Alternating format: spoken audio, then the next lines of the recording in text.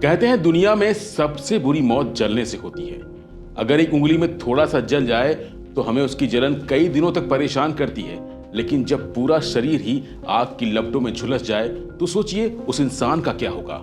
उसके दर्द की शायद आप कल्पना भी नहीं कर सकते। नमस्कार, मैं हूं प्रवीण और आप देख रहे हैं वन इंडिया हिंदी। शुक्रवार को जयपुर अजमेर हाईवे पर कुछ ऐसा हुआ जिससे सोचने या फिर उसकी तस्वीर देखने पर शरीर में सिहरन पैदा हो जाती है। गलती चाहे जिसकी भी रही हो, लेकिन चंद पलों के अंदर जिंदगियां इस कदर झुलस गईं कि कुछ ने अब जीने की उम्मीद ही छोड़ दी है।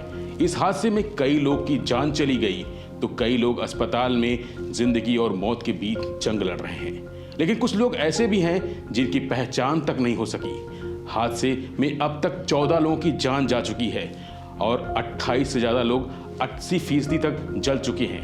30 की हालत गंभीर है और इन्हीं मारे गए लोगों में राजस्थान पुलिस की कांस्टेबल अनीता मीणा भी शामिल हैं, जो अपने 2 बच्चों के लिए सुबह का खाना बनाकर स्लीपर बस से ड्यूटी के लिए जयपुर निकली थी। लेकिन उन्हें क्या पता था कि ये उनका अंतिम सफर होगा और अब उनकी अपने बेटों से कभी मुलाकात नहीं हो पाएगी। हादसे की जानकारी लगते ही अनीता के पति मौके पर पहुंचे, जहां पर अस्पताल में उन्होंने घायलों के लिस्ट में अपनी पत्नी का नाम तलाशा, लेकिन वहां उनकी पत्नी का नाम मौजूद नहीं था। खुद को मजबूत करते हुए उनके कदम मुर्दा घर की तरफ निकल पड़े, जहां एक शव को देखकर उनकी आंखों से आंसू निकल आए और वो जोर जोर से चिल्लाने लगे, क्योंकि वो शव उनकी पत्नी अनीता का था, जिसका पूरा शरीर जल चुका था। बस उसके पैर में वो बिछिया थी, जिसे देखकर उसके पति ने पहचाना कि उसकी पत्नी है। घर पर मौजूद बच्चे अपनी मां का इंतजार कर रहे हैं, लेकिन वो हमेशा हमेशा के लिए उनसे दूर जा चुकी थी।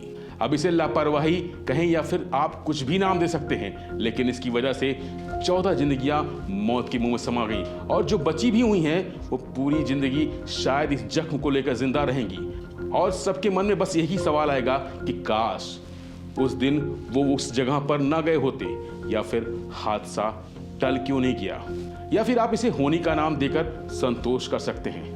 लेकिन यहां पर एक सवाल जरूर उठता है कि क्या जब एक आग का गोला सड़क पर चल रहा हो तो क्या प्रशासन की कोई जिम्मेदारी नहीं होती कि वो इसके लिए कुछ इंतजाम करे जिससे इस तरह के हादसे ना हो, क्योंकि इस तरह के हादसे कभी भी हो सकते हैं।